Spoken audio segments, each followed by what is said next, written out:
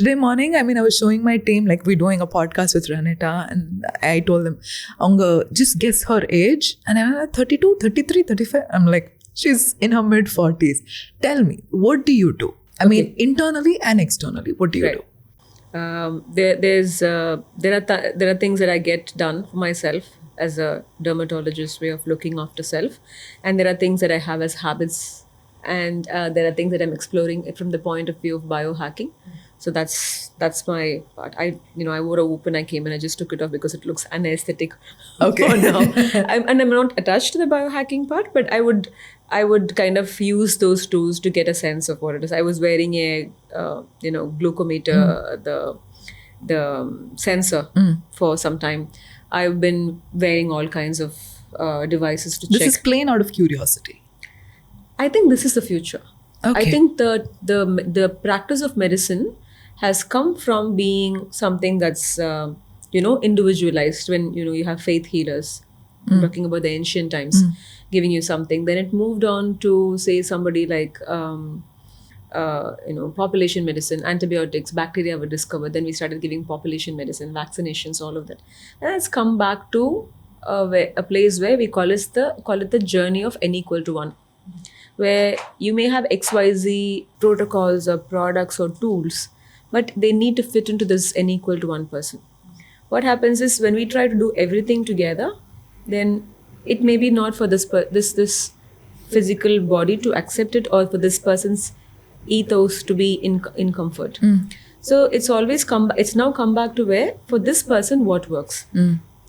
This kind of reflects from my exposome science interest. I will explain a little bit. So when you come in, you come in with a set of genes. Okay. That's like your blueprint. Okay. This person will have this kind of height, color, skin tone, eye color, hair color, all of those things. It usually comes in with a certain blueprint, right? And then as we develop, not all of them will have the same bearing. For example, two sisters, or you have fraternal twins. They will come with different sets. Even identical twins may come with different sets of temperaments. Is there like a reason why these genetically, whatever the genes are passed on to a specific child and not to a specific child? It's random. Permutations and combinations. Okay. There may be some influences at a very cellular level, I think, some of which may not have been understood as yet. Okay. But from what we know, it's multiple different combinations that can happen. In fact, when the embryo is formed, if the body feels that the embryo is not healthy, many of the embryos get shed without us knowing even. Oh. Yeah. That's a good number of embryos that don't make it even to a detection level. Okay. Or even in the early pregnancy state itself, you feel like, or they may just 6 weeks or something, they may just pass because it was not fit enough to grow. Okay. So there's a lot of rejection that happens. The body itself tries to find out like what's good, what's not good. Okay. So, but mostly it's a lot about a mix of certain things. Some of it could have been inherited along the way as to how we process, why we get more fatty liver than the rest of the world. Right. It'll keep building this genetic data keeps building. And then after you born, suppose we have 2 households, right? You take a pair of twins, put them in an affluent household which has the best kind of nutrition, put the other person in a place where they have malnutrition. Even with everything the same way, this person is going to grow and achieve their full height and potential, and this person is not going to do that. Because you can have stunted growth with malnutrition. This is well known, right? You have certain things that can bypass the whole nutrition process also. So then that's how you see that there is a big discrepancy. And the difference happens because you're exposed to a different set of conditions. You are exposed to a different set of conditions, out of which comes a whole universe called exposome. And what they identified at that point was that despite what we were born with, we're exposed to a whole different set of conditions around us that decides whether we will achieve full potential or not. Okay. That recognition also comes as part of how do you know you even need to do this? Correct. Right? Yeah. Education, exposure to people. Yeah. That is also part of the exposome. It's not just the water you drink, the food you eat. Okay. Everything that you're exposed to. It can have bearing on multiple things. Okay. Somebody studying under a street light, doing this, they had a certain kind of personality, Yeah. but they also had the street light in that place to help them. Yeah. So it could be any combination. Okay. And it could be in any discipline. It could be in the discipline of psychology. It could be in the discipline of, cancer epidemiology. It could be in dermatology, aesthetics, longevity, environmental health. It could be anything. But you basically have the organism, the human organism called the genome. And then you have the exposome that you are exposed to. And then this study called epigenetics. How do you change what you're born with? Or how do you influence or impact what you're born with external factors that provide the best of conditions for you to achieve your full human potential, Okay. which gives a big way, which gives a big scope for all of us to come together in what is called as holistic medicine. Okay. Otherwise, it would only be like prescriptive medicine. Okay. Only for this problem. Problem solving, or like, I see this working in 7 out of 10 people and therefore Oh, okay. here is what it is. But when you don't pick up that holistic aspect, if somebody doesn't sleep and they want good hair care, it won't happen. So it won't happen at a sustainable level. But if that person has a strong genome that it doesn't even recognize this risk factor, they will still have that.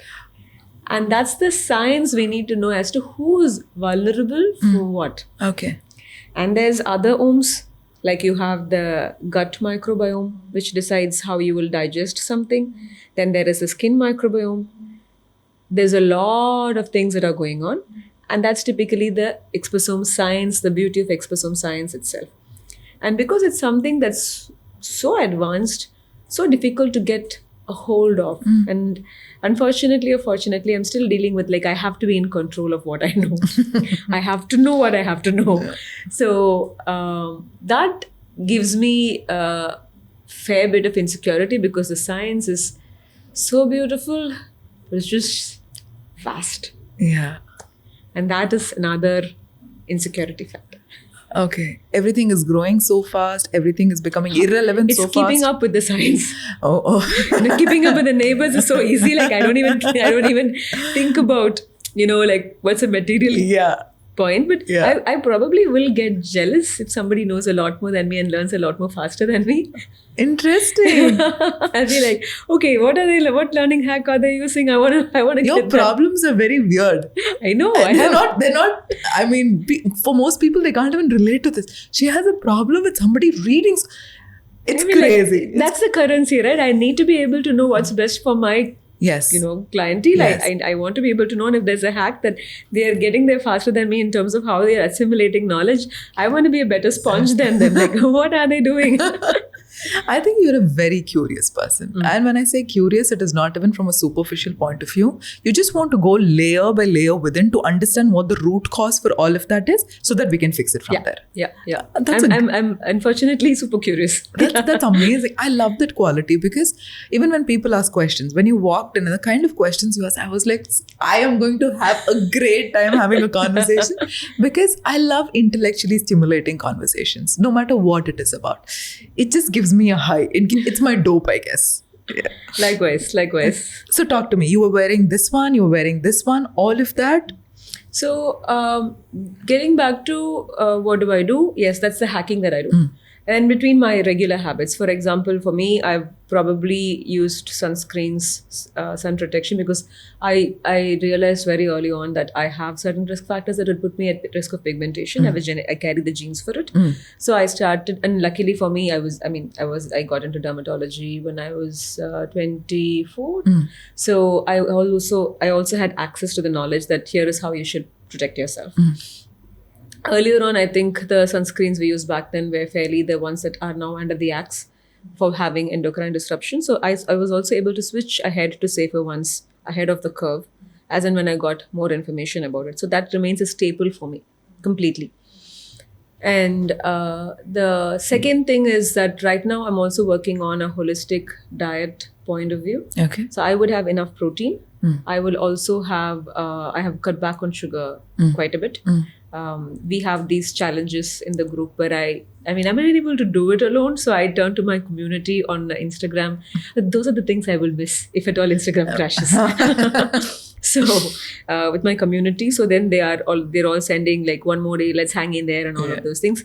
I don't know if I'm motivating them, but they are motivating me. you. So together we do these sugar challenges, sugar-free challenges and stuff. And I also have been fairly religious about trying and having dinner early. What time? If all is well and I'm able to actually take that space to get away from work and finish it, I'd like to finish it by 5:36.